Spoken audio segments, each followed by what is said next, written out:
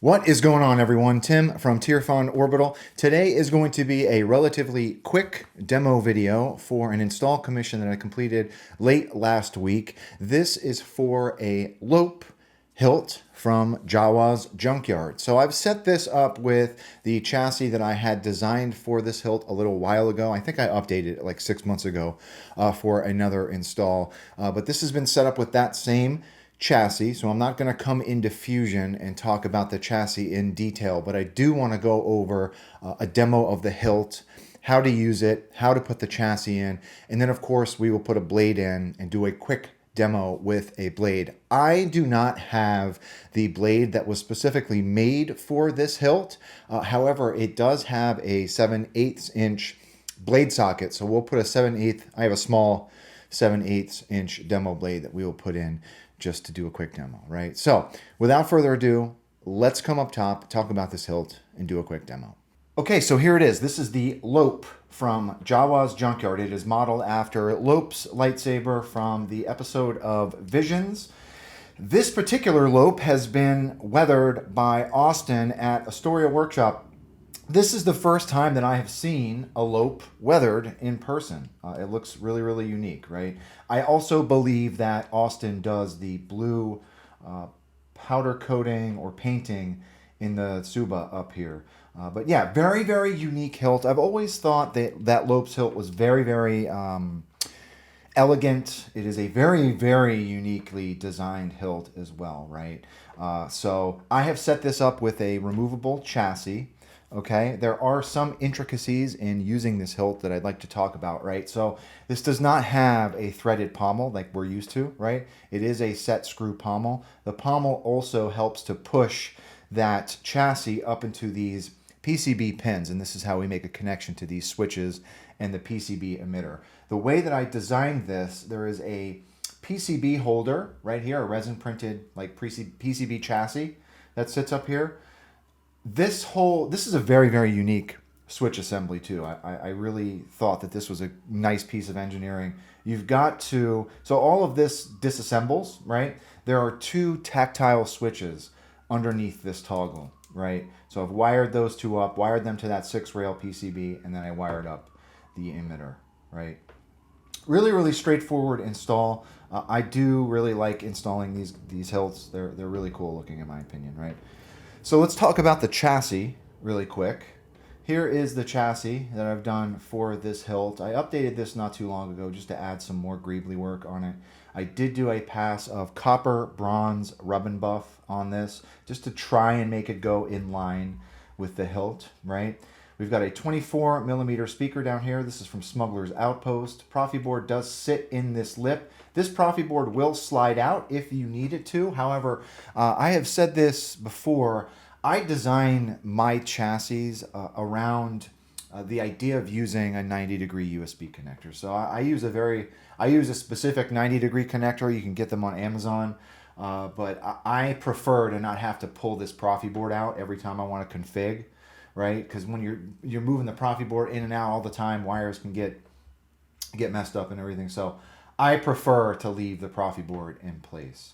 Plenty of room to get at that SD card as well if you need to pull that out with a pair of tweezers or something. There is a kill switch down in here as well. And here's our 6-rail PCB. So to use the hilt, spring side is your negative. Take the flat part of your battery, rest it in that battery tray, hit your kill switch, and you're ready to go, right? So it doesn't matter which orientation you put this chassis in. You just want to make sure it slides all the way down until it stops.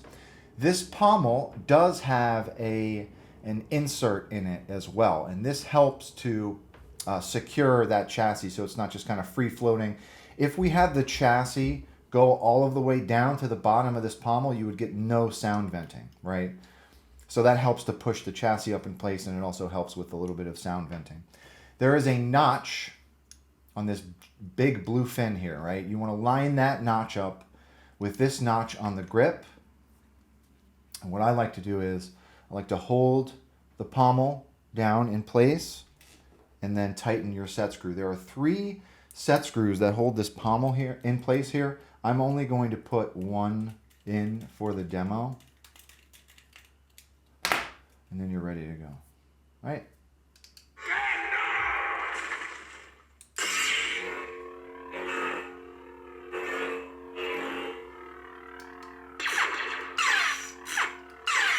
All right.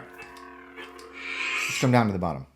So this is the first time I've actually seen one of these with the tassels. I don't know if these are included with the kit. They came to me on the hilt already.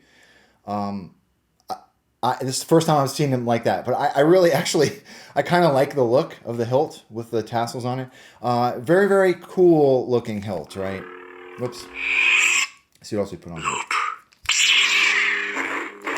So to the client, I set this up with a very basic config with some fonts that are offered for free in the community. However, you did request that I get Lop's sound font on here, so I did put that on here for you.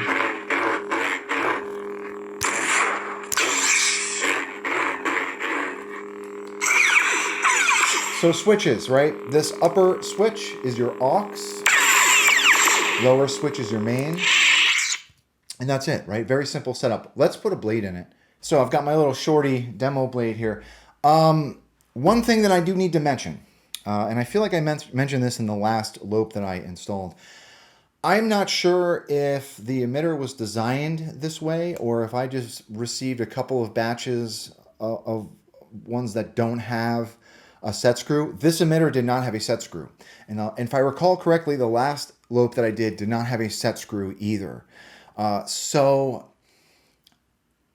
this blade holder is kind of useless without a set screw. I have gone ahead and I popped a hole here and threaded a M3 set screw hole to hold the blade in place, because otherwise there's no way that it's going to stay in there, right? So I'm not sure if that was designed that way or if I just got some defective ones recently, but yeah. So there is a set screw here that holds your blade. I'm going to put a 7/8 inch blade in here just to do the demo with, right?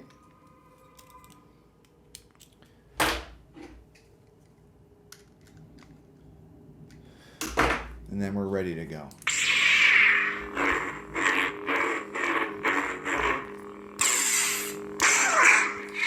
I think the last demo I did on a Lop didn't have a set screw, so I just kind of held the blade in place. It's kind of useless without a set screw, because how are you going to keep the blade in there?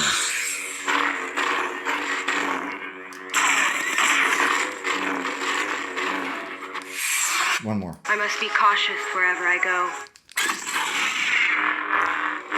Really nice looking hilt too. Super. Just a unique profile. I feel like I say this about every hilt that I install. Very unique hilt. Very unique hilt. It's very unique. I mean, it's not your typical tube lightsaber, right? Which I appreciate. So anyhow, that's all I got to the client. Thank you very much for trusting me with your install. If anyone has any questions about this particular hilt or the install, please do not be a stranger. And with that being said, may the force be with you always. Have a good one, everybody.